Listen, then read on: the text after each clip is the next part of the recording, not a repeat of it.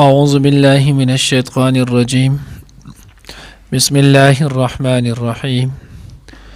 ومن أحسن دينا ممن أسلم وجهه لله وهو محسن واتبع ملة إبراهيم حنيفا واتخذ الله إبراهيم خليلا ولله ما في السماوات وما في الأرض وكان الله بكل شيء محيطا. ننانی درس کی ان شاء اللہ العزیز سورۃ نساء پارہ نمبر 5 رکوع نمبر 18 آیات نمبر 125 126 دو آیاتونه چې دی نو هغه به ویلی کېږي.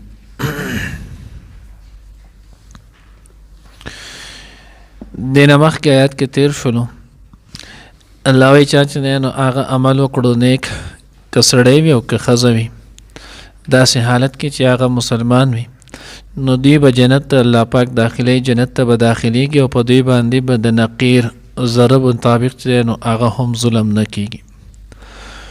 اوس دې آیت کې الله جل جلاله فرمایي ومن احسن دینا ممن اسلم وجهه د هغې چا نه دین چې دی نو هغه د چا ښه کېدلی شي چې څوک خپل سټ ټټ کې الله پاک ته خپله غاړه چې دی نو الله ته کېږدي وهو محسن او هغه نیکی کوونکی واتبع ملت ابراهیم او هغه تابعداري وکړي د ملت د ابراهیم علیه السلام حنیفه چې هغه یو مخیزی دی.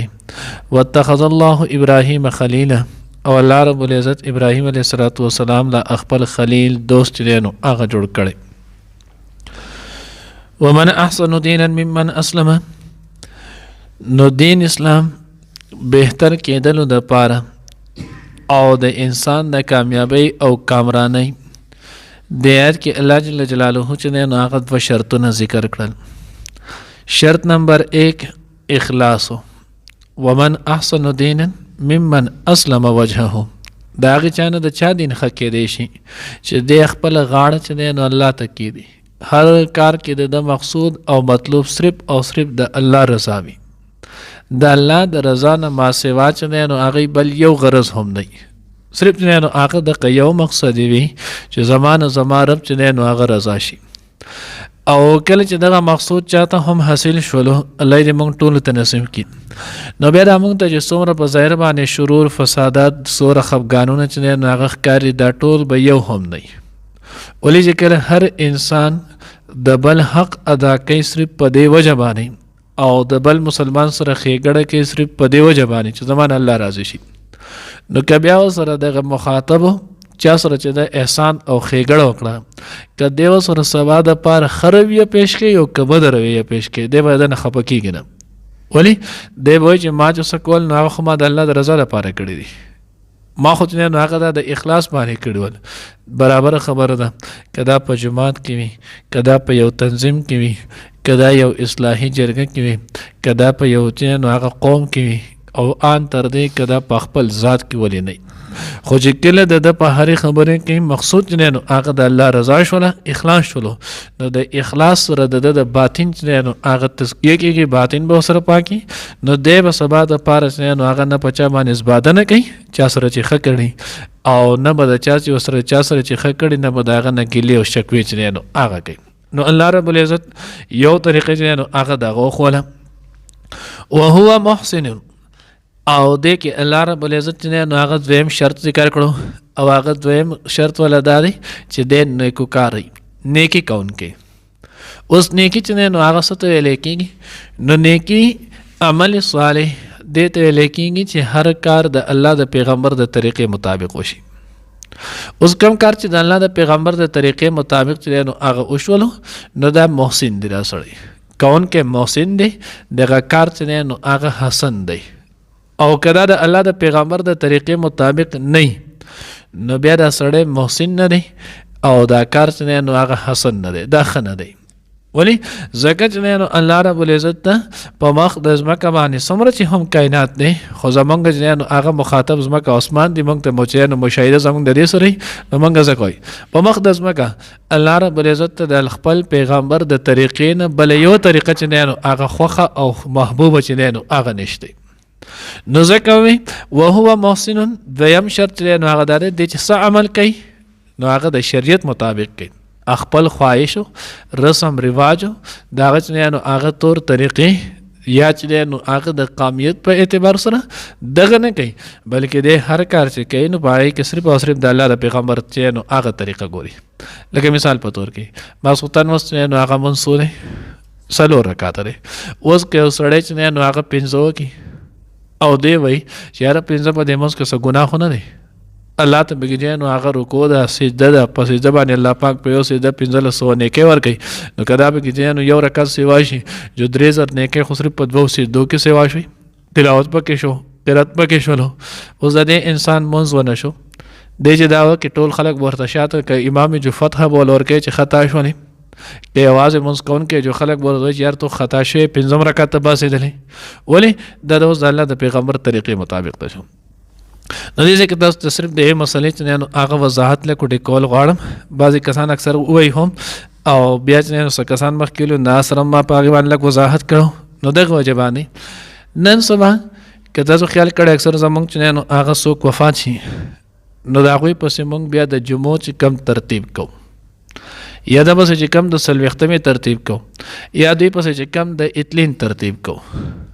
نو اوس دغه ترتیب چې کله مونږه شروع کړی دی د دې شرعاً چې دی نو هغه هېڅ ثبوت نشته. حالانکه مخکې که خیال یې کړی مونږ د عبدالله ابن سلام رضی الله تعالی عنه په مناقب کې د هغوی په فضیلت کې چې نو هغه مونږه صورت ال عمران کې هم چې نو هغه حدیث ویلو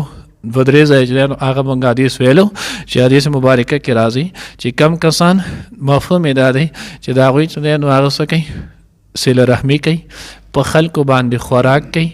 او خلک چې کله وده شي د پاسه چې نو هغه تهجد مونځ کوي تدخل الجنة بالسلام نو دی به په جنت ته چې نو په سلامتي او په امن سره داخلېږي. حدیث کې دومره لوی فضیلت دی. بل حدیث مبارکه کې راځي الله پیغمبر فرمایي افضل الصدقه ان تشبع کبدا جاعیه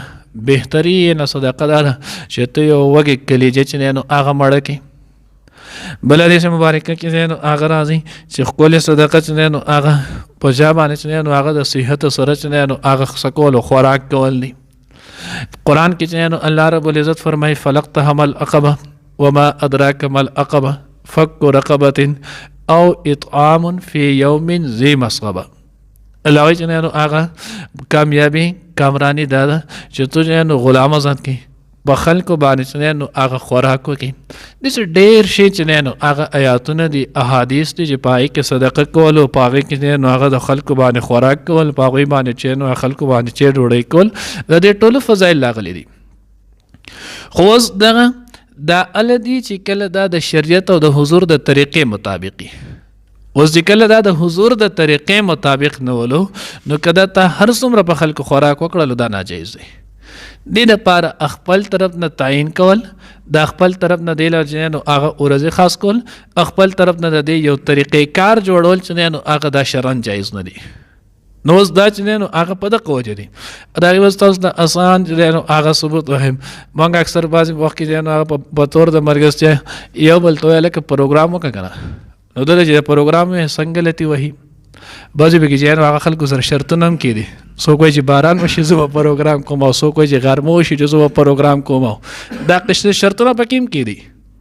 هغې باوجود چې نو هغه بیا نه کېږي. اوس دلتې ولې دی داسې کوي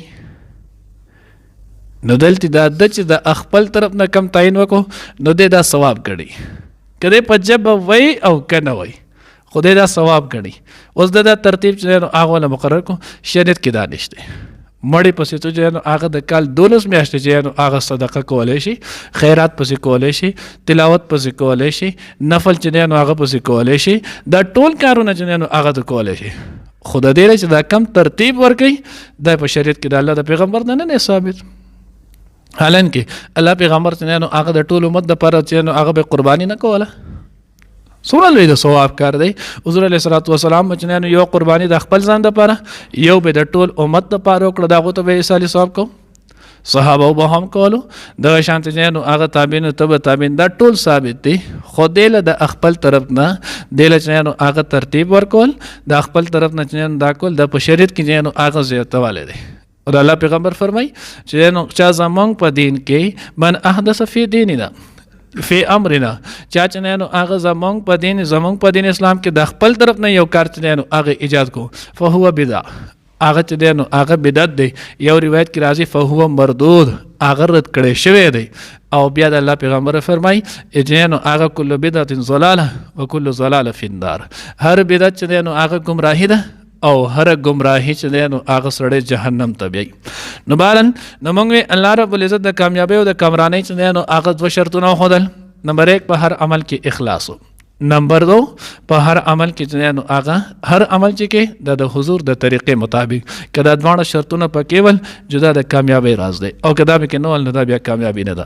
وتبع ملت ابراهیم او پیروي وکړه د ملت د ابراهیم حنیفه چې هغه یو مخیزو. اوس د ابراهیم علیه السلام تذکره واتخذ الله ابراهیم خلیلا او الله رب العزت ابراهیم علیه السلام د خپل خلیل جوړ کړو. نو د دې تذکره وی ځکه وکړه چې د ابراهیم علیه السلام کې د غدوانه درجه چې نو هغه دوانه شرطونه په کمال درجه موجود ول. نو چې کله کمال درجه موجود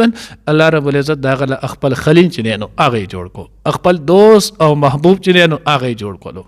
نو دینه معلومه ده شو چې دا عملونه چا اختیار کړل الله پاک به خپل دوست او خلیل جوړ کړي. الله دې موږ ته نصیب کړي. اوس دا علم د اضافه د پر یو خبر چې نو هغه د ابراهیم علیه السلام الله پاک په کمی خبري خلیل جوړ کړو. تفسیر خازن کې چې نو هغه لیکلي ابراهیم علیه السلام الله پاک په دی وجه خلیل جوړ کړو چې ابراهیم علیه السلام ډیر زیات چې نو هغه ملمدوسو ملمستیاب چې نو هغه د خلکو ډیره کوله. ابراهیم علیه السلام چې نو هغه کور د لارې په غاړه باندې نو د لارې په غاړه چې نو هغه کور ولو نو څوک به چې داسې محتاج یا څوک رالل نو ابراهیم علیه السلام یا به قصالي وسبنو نو خلک به ابراهیم علیه السلام کر راتلل او هلته نه به چې نو چیر ډوډۍ خپل چې نو هغه د ګزران شیز اخیستو هغه بول ورکو. یو بل چې نو هغه دغه شان قصالي وسوک نو خوراک کاندانول څه کسان رالل. ابراهیم علیه السلام یو دوست دی نو هغه ول په مصر کې ابراهیم علیه السلام خپل یو دوه غلامان یو دوه کسان چې نو خادمان ولېګل لاړ شي دغه نه نو هغه غله راوړي. وی کله چې هلته لاړلو د هغه نه چې نو هغه غله راوړله نو وی هلته نو هغه ورته چې یاره دلته خو نور هم ډېر محتاج خلک د زموږ سره څه نشته. دوی چې کله واپس راتلل نو د ابراهیم علیه السلام چې دا کم کسان لیکل دوی یار چې اوس مونږ واپس ځو غله وې نه سو نور خلک غلې وړي زمونږ اوخان سورلي تش روانې دا سوره بده خبر ده. دوی یو سیټ شول او هغې ته نو هغه بارون ته شګې واچولې هغې را په مخه کړي. اوس کله دوی دغه شګې را په مخه کې وی راوړلې نو چې دی کله راوړلې نو چې راورسېدلو ابراهیم علیه السلام بیبي په دغه وخت کې حضرت ساره رضی الله تعالی عنها چې نو هغه اوده دروازې ته راورسېدل هغه یې ښه پاسېده چې وایي کتل د مخکیني نه بهترین اوړه چې نو هغې نه الله پاک جوړ کړي ول.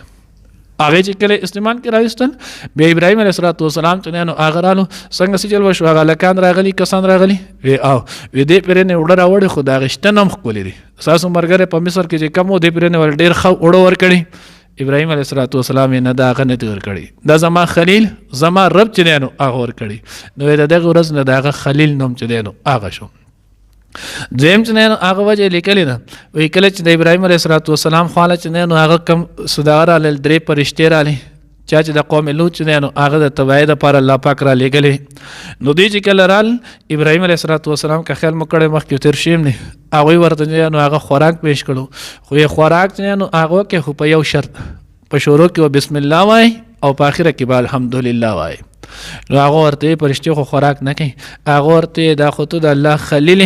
ځکه ته د خبرې کوي مونږ چې نو هغه فرشتې د خوراک نه پاکي مونږ نه کوو. نو د هغه وخت نه ابراهیم علیه السلام لقب چې نو هغه خلیل وګرځېدو. خدای یاد ساتئ کل کائنات کې د الله نه وروستو د ټولو نه لویه درجه چې نو هغه د رسول الله صلی الله علیه وسلم ده ځکه د الله پیغمبر خلیل هم دی او حبیب هم دی او ابراهیم علیه السلام چې نو هغه صرف خلیل ولو.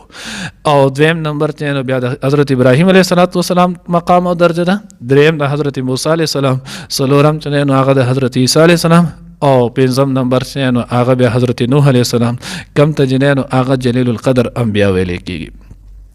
ولله ما فی السماوات و ما فی الارض الله چې نو هغه د هر څه د یا ساتي خلیل مرتبه مې ولا مور کړي ارسم ولا کړي خو ګوره دا ټول زما مخلوق دی چرته نه نو هغه خالق و نه غړي د خدای توب چې نه نو هغه صفات ولا نور نه کی نو ځکه الله وی لله ما فی السماوات و ما فی الارض الله د پاره دی هغه سچ په اسمانونو کې دی او پزماکو کې وکان الله بكل شیء محیط الله رب العزت په هر یو شی باندې چې نه نو احاطه کون کړي الله دې موږ ته صحیح په نصیب کړي ومن احسن او سوک د ډیر خدینن په دین کې ممن د اغه چانه اسلمه چې غاړه کې اسلمه چې کې خودل وجهه خپل مخصر لله الله مهته وهو اواغه محسن نیکی کون کې وتبع ملت ابراهیم او تابعداري کړل هغه د ملت د ابراهیم علی السلام حنیفا چې یو مخزه وو واتخذ الله او جوړ کړو الله پاک ابراهیم علی السلام لخلیل دوست خلیل ولله او د الله د پاره دی ما هغه صف السماوات چې په اسمانونو کې دی و ما او هغه صف الارض چې په ځمکه کې دی وکال الله او دی الله پاک بكل شیء پارسز باندې محیط احاطه کون کې ومن احسن او سوک د ډیر خیسته دینن په اعتبار د دین سره ممن د هغه چانه اسلم چې ټټکو کې خودل وجهه خپل مخصر لله الله ته وهو محسن او هغه نیکی کون کې وتبع ملت ابراهیم او تابعداري کړل د ملت د ابراهیم علی السلام حنیف چې هغه یو مخزه واتخذ الله او جوړ کړو الله پاک ابراهیم علی السلام لره خلیل دوست ولله او د الله د پاره دی ما غصف السماوات چې په اسمانونو کې دي و ما او غصف الارض چې په ځمکه کې دي وکان الله او دی الله پاک بكل شیء په هر شی باندې محیط احاطه کون کې